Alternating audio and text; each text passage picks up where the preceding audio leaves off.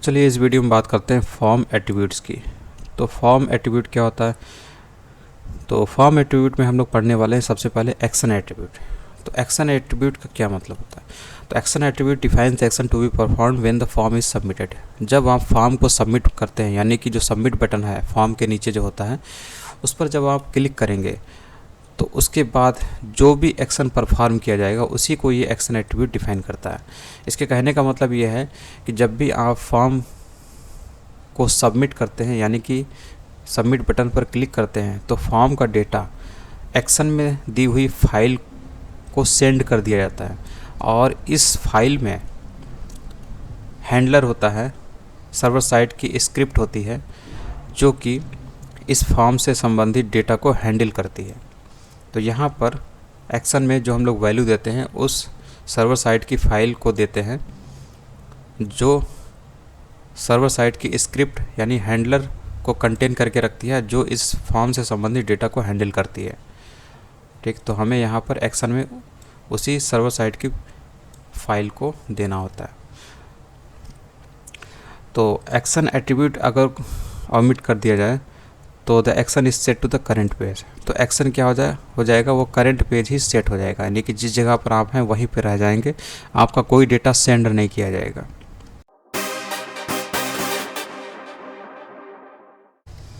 इसके बाद है टारगेट एट्रीब्यूट। टारगेट एट्रीब्यूट का मतलब ये होता है कि जब भी आप फॉर्म को सबमिट करते हैं उसके बाद सर्वर उसे हैंडल करके वापस जब रिस्पांस के रूप में आपके ब्राउज़र को भेजता है, तो ब्राउज़र उसे कैसे हैंडल करता है, उसे कैसे डिस्प्ले करता है, इसी चीज़ को टारगेट एट्रीब्यूट डिफाइन करता है। जैसे कि अगर टारगेट में अगर आपने वैल्यू दे दी ब्लैंक, तो जो सर्वर रिस्पांस है that will be displayed in a new window, वो नई विंडो में डिस्प्ले होगा। अगर आपने सेल्फ दिया, टारगेट एट्रीब्यूट में अगर वैल्यू सेल्फ दिया, तो इसका मतलब जिस विंडो में आपका करंट पेज खुला हुआ है उसी में जो है रिस्पांस भी डिस्प्ले होगा। सर्वर का रिस्पांस यानी जो भी आपने सेंड किया डेटा, उसका जो सर्वर से रिस्पांस आया है वही आपका करंट विंडो में ही डिस्प्ले होगा, जिस विंडो में ओपन करके रखा है आपने करंट पेज। अगर आपने टारगेट में पेरेंट दे दिया, इसका मतलब है जो पेरेंट फ्रेम है उसमें डिस्प्ले होगा सर्वर रिस्पांस। अगर आपने टॉप दे दिया, इसका मतलब विंडो की फुल बॉडी में आपका रिस्पांस डिस्प्ले होगा। और अगर आपने कोई फ्रेम नेम दिया है तो उसी पर्टिकुलर नेम वाले फ्रेम में सर्वर का रिस्पांस डिस्प्ले होगा। तो इसके क्या कहने का मतलब है, इस एग्जांपल समझते हैं। तो इसको करते हैं। तो अब आप देखिए यहाँ पर इसने क्या काम किया, इसने इसको थोड़ा सा छोटा कर लेते हैं। यहाँ पर इसने टारगेट में क्या दिया, ब्लैंक दिया। तो ब्लैंक का मतलब क्या होता है? ब्लैंक का मतलब आपने पढ़ा कि response will be displayed in a new window type. ये जो विंडो टाइप है इसकी जगह पर दूसरी विंडो में रिस्पांस डिस्प्ले होगा। इसके कहने का मतलब है कि इसकी दूसरी विंडो कौन सी होगी, यानी कि आपको यहाँ पर एक नया टैब दिखाई देगा, नया डिस्प्ले। ठीक, तो इसको सेंड करते हैं। ठीक है, तो ये देखिए ये नई विंडो में ओपन हुआ क्योंकि आपने टारगेट में क्या दिया था, ब्लैंक दे रखा था।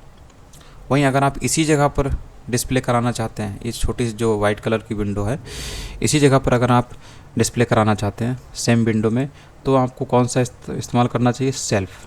ठीक है, तो आपको सेल्फ करना चाहिए। सेल्फ करके देख लेते हैं। तो यहाँ पर हम लोग कर देते हैं सेल्फ। अब सेल्फ से देखेंगे ये जो वाइट कलर वाला है इसी में आपका रिस्पॉन्स डिस्प्ले होगा। ठीक, ये देखिए इसी में ये चीज़ डिस्प्ले हो रही है। जो चीज़ आपको ब्लैंक से बाहर वाले जो टैब है, नया टैब में डिस्प्ले हो रहा था, यही रिस्पांस आपका यहाँ इसी विंडो में, करंट विंडो में डिस्प्ले हुआ है, क्योंकि आपने यहाँ पे टारगेट में क्या डाला है, सेल्फ डाला है। तो इस तरीके से आप बाकी भी टेस्ट कर सकते हैं। और अगर आपके वेब पेज में फ्रेम है, ठीक है, तो पेरेंट इस्तेमाल कर सकते हैं, या फिर पर्टिकुलर फ्रेम के अंदर आप रिस्पांस को डिस्प्ले कराना चाहते हैं तो उस फ्रेम का आपको नाम देना होता है। इसके बाद है कि जो डिफ़ॉल्ट वैल्यू होती है वो सेल्फ होती है, यानी कि करंट विंडो में ही आपका सर्वर रिस्पांस डिस्प्ले करता है आपके डेटा को। ये हो गया। इसके बाद है मेथड एट्रीब्यूट। मेथड एट्रीब्यूट का मतलब होता है किस तरीके से आपका डेटा, फॉर्म डेटा सर्वर को सबमिट किया जाएगा। तो it specifies the HTTP method to be used when submitting the form data. Form data can be send as URL variables. तो इसमें URL वेरिएबल्स के रूप में फॉर्म डेटा सेंड किया जाता है। अब URL वेरिएबल्स के रूप में भेजा जा रहा है, तो अगर कोई भी कंप्यूटर जो या फिर लैपटॉप कुछ भी चलाता है, मोबाइल चलाता है, तो उसके URL में वो जो आपने डेटा सेंड किया है वो दिखता है। ठीक, तो दिखता है, तो इससे एक इनसिक्योरिटी भी रहती है। तो क्या डेटा सेंड किया गया दूसरों को भी दिखता है URLs में। ठीक, तो इसमें गेट मेथड होता है और पोस्ट मेथड होता है। तो गेट में तो दिखता है, पोस्ट में आपका डेटा जो होता है वो नहीं दिखता है, इनक्रिप्ट टाइप का हो जाता है। तो डिफ़ॉल्ट HTTP मेथड जो होता है फॉर्म सबमिट के लिए वो गेट होता है। तो ये तरीका बोल रहा है कि मेथड में आप क्या इस्तेमाल करना चाहते हैं। गेट आप इस्तेमाल करेंगे तो देखिए यहाँ पे जब हम लोग इसको सेंड करते हैं, अभी आपने टारगेट ब्लैंक दिया यानी कि नई विंडो ओपन हो गई। इसको जब यहाँ से आप सेंड करेंगे तो फर्स्ट नेम देखिए जॉन है और लास्ट नेम डूई है। ये चीज़ आपको यहाँ पे भी दिखाई देगी। ये देखिए, ये जो नया ब्लैंक पेज में खुला है तो देखिए क्या है, F नेम जॉन और L नेम में आपका डूई दिख रहा है। यानी कि कोई भी जो बैठा हुआ है आपकी स्क्रीन के सामने, ठीक है, तो उसको ये चीज़ दिखाई देती है जब आपने मेथड इस्तेमाल किया गेट। और वहीं अगर आप यहाँ पर पोस्ट इस्तेमाल करेंगे तो ये डेटा आपको नहीं दिखाई देगा। अब देखिए यहाँ पे देखिए सेम डेटा सेम रिजल्ट है। ठीक है, जो रिजल्ट यहाँ पे था गेट मेथड से वही चीज़ आपका पोस्ट मेथड से जो रिजल्ट आया वही दिख रहा है, लेकिन यहाँ पर URL में आपका डेटा नहीं दिख रहा है। ठीक है, तो ये सिक्योरिटी को बढ़ाता है। पोस्ट वाला मेथड जो होता है आपकी सिक्योरिटी को बढ़ा देता है। इसमें आपका जो URL पे जो भी अपना URLs वेरिएबल्स के रूप में जो डेटा है वो दिखता नहीं है पोस्ट वाले में। ठीक है, यही चीज़ यहाँ पे दी हुई है। तो गेट के बारे में बता रहा है कि append the form data to the URL in name value pairs. Name value pairs में ये फॉर्म डेटा को URL में अपेंड कर देता है, जोड़ देता है। और आपको यहाँ दिख भी रहा है जब आपने गेट इस्तेमाल किया यहाँ पे, तो देखिए नेम वैल्यू पेयर के रूप में इसने डेटा को, ये नेम है और ये वैल्यू है। ठीक है, उसके बाद एंड लगा, फिर नेम और ये वैल्यू। तो नेम वैल्यू के पेयर में जो गेट मेथड से डेटा आपके URLs में ऐड होता हुआ दिखता है। दूसरा है never use get method to send sensitive data. अब आपके सामने ही जब इसका ये डेटा दिख रहा है, सेंसिटिव डेटा दिख रहा है, फर्स्ट नेम लास्ट नेम, तो इसका मतलब है कि आपको सेंसिटिव डेटा जो है वो गेट मेथड से इस्तेमाल नहीं करना चाहिए, क्योंकि ये URL में विजिबल होता है। The length of URL is limited. URL की जो लेंथ होती है वो लिमिटेड होती है, जैसे 2048 कैरेक्टर्स इसमें आप ले सकते हैं URL के। तो ये भी इसकी एक लिमिटेशन है। एक तो ये सेंसिटिव डेटा के लिए ये गलत काम कर रहा था, और दूसरा ये URL में इसके जो लेंथ कैरेक्टर्स लेंथ है वो कम होती है। Useful for form submission where a user wants to bookmark the result को अगर आप बुकमार्क करना चाहते हैं उस केस में ये जो फॉर्म सबमिशन डेटा ये होता है ये सही माना जाता है। मतलब बुकमार्क के उद्देश्य से गेट आप इस्तेमाल कर सकते हैं। पोस्ट वाले में बुकमार्किंग नहीं होती है। तो गेट जो होता है वो नॉन सिक्योर डेटा जैसे कि आप क्वेरी करते हैं उसके लिए सही माना जाता है। और पोस्ट में दिया हुआ है कि इसमें भी जो डेटा होता है इसमें डेटा ऐड कर दिया।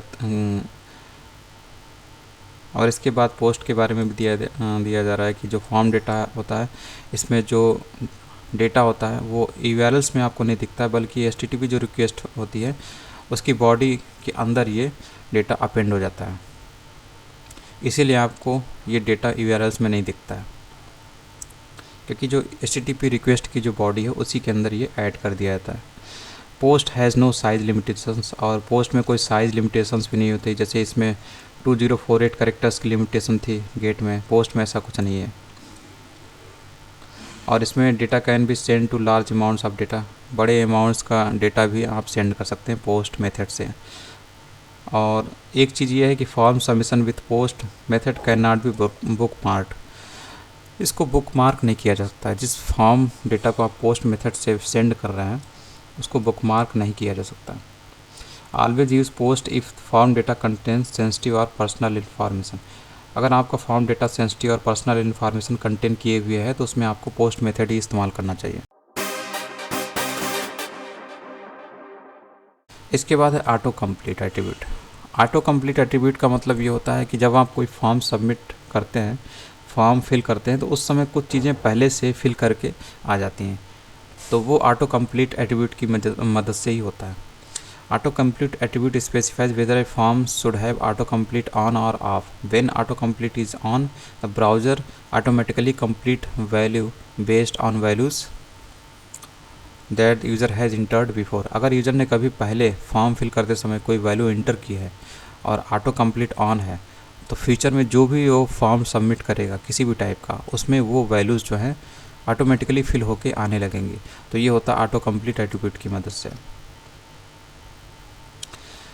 जैसे कोई भी फॉर्म है जिसमें ऑटो कंप्लीट ऑन है, इस तरह से ऑटो कंप्लीट ऑन, तो उस फॉर्म में आपको पहले से जो आपने किसी फॉर्म में अगर कोई एंट्री भरी है, अपनी डिटेल भरी है, फिल की है, तो वो फिल की हुई आ जाएगी।